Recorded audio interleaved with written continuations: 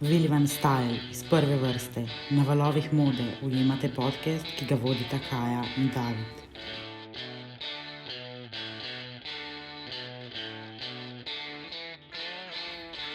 Dobrodošli. V prvi vrsti Vilija.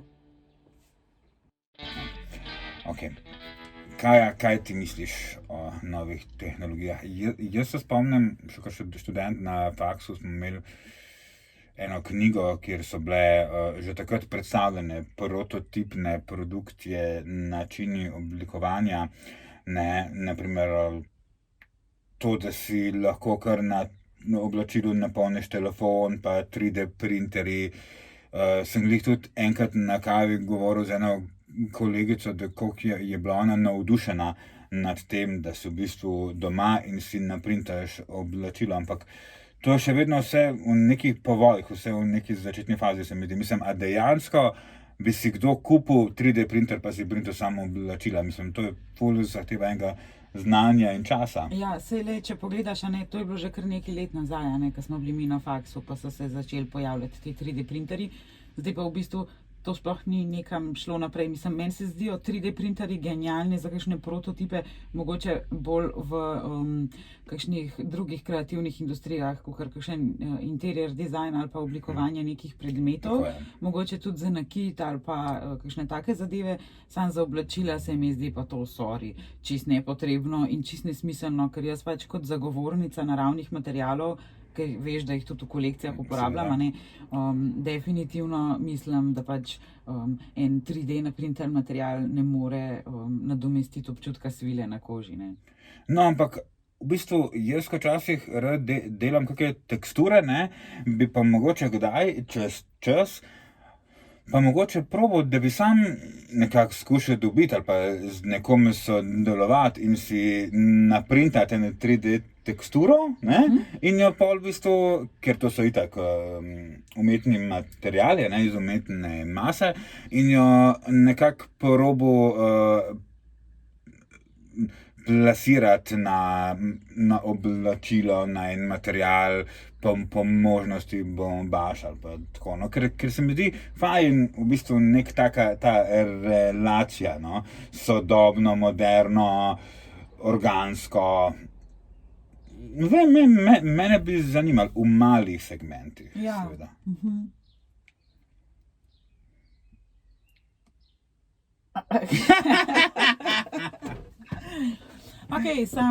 Zdaj 3D printer pa vse to, ampak a veš, kako pa mi zdaj kot oblikovalci v času te epidemije pa vsega tega v bistvu 3D oblikujemo na en čist drugačen način, v bistvu smo ful bolj digitalni ratali in tudi smo v bistvu primorani v to, da digitalno predstavljamo kolekcije, Ja, ampak vsa leta se mi pa zdi, ena par let,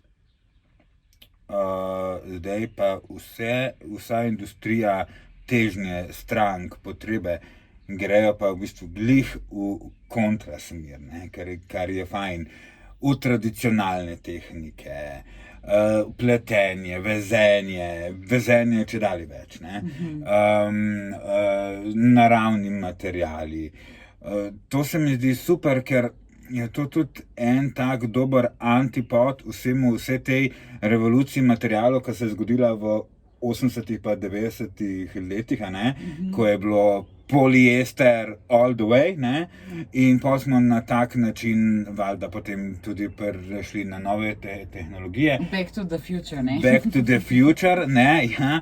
Ampak dejansko v bistvu, kaj je future, Se tudi ta segment, v bistvu ta izraz, počasna moda se je ustvarila glih zaradi te hitre mode, Se pravi, fino je, da vse te novitete v tehnologijah pri tekstilnih surovinah mi oblikovalci ready to wear-ja na nek način transformiramo v to, da bo sodobno, da bo okolju prijazno in pa tudi strankam prijazno, Ker sodobne tehnologije in razvoj sodobnih tekstilnih surovin je zelo dobrodošel pri tekstilijah, ki se uporabljajo naprimer za zaščito za ognjevarne tekstilije, ne, za razne, tudi za vojsko, ne, naprimer, pa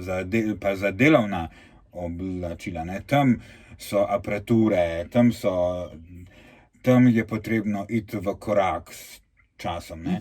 Pri potrošniški modi, počasni modi, je pa treba v bistvu iti v korak s časom in s potrebami stranke, ne. Res je, in meni se zdi, da smo vsi oblikovalci, mislim tudi svetovno znani oblikovalci in velike modne hiše, smo se začeli obračati k tej potrebi kupcev, ker zdaj smo vsi zaprti, ne, trgovine so en teden odprte, drug teden zaprte, ne. Veliko je tudi internetne prodaje kar naenkrat in se mi zdi, da smo se pač vsi temu prilagodili, ne. Vsi več delamo fotografij, snemamo videe in s tem v bistvu potrošniku pravzaprav mogoče še na boljši način predstavimo naše dizajne in s tem v bistvu tudi širši krog zajamemo in v bistvu rešujemo tudi ta problem časovne stiske, ki nastaja tako ali tako, tudi če izključimo virus, a ne. Ljudje smo vedno bolj zaposleni in imamo vedno manj časa, da pravzaprav hodimo po trgovinah, a ne. In kaj pa je lažjega, kakor da doma zvečer, ko prideš ob kozarčku vina, malo pogledaš, kaj je kdo kaj novega naredil. Vse to, ja, pred televizijo na kavču poslušaš novice o novem lockdownu in že, Julija Kajah, Rovat ima novo kolekcijo, like na story, ne? Naprimer. Dober, ampak ne smemo pa pozabiti, ne, blagovna znamka, oblikovalka Iris van Herpen. 3D mojstrica, ne, ona je to imela visoko modo, ne, kapsulne kolekcije, visoke mode, v Parizu je predstavljala, ne, ona je Belgijka ali Nizozemka? Nizozemka, pardon. In kdaj je bilo to? To je bilo na vstopu v drugo desetletje 2000, ne, tole med 2010 pa 2015 je ona ful zažigala s 3D oblačili, ne. Res je, ampak se veš, ne, ona dela pač modo, v bistvu že jo tretira bolj kot umetnost, kot pa biznis. Tako. To je treba povedati, ampak vseeno je bila pa za mene takrat pionirka. Definitivno se strinjam s tabo. Tako da ja, no, nove tehnologije, mešanje vsega tega, čas, v katerem smo se znajdli, vse to definitivno vpliva na nas kot oblikovalce, kot tudi na vas kupce, ne. Hvala, da ste naju poslušali. In se vidimo. Čau. Čau.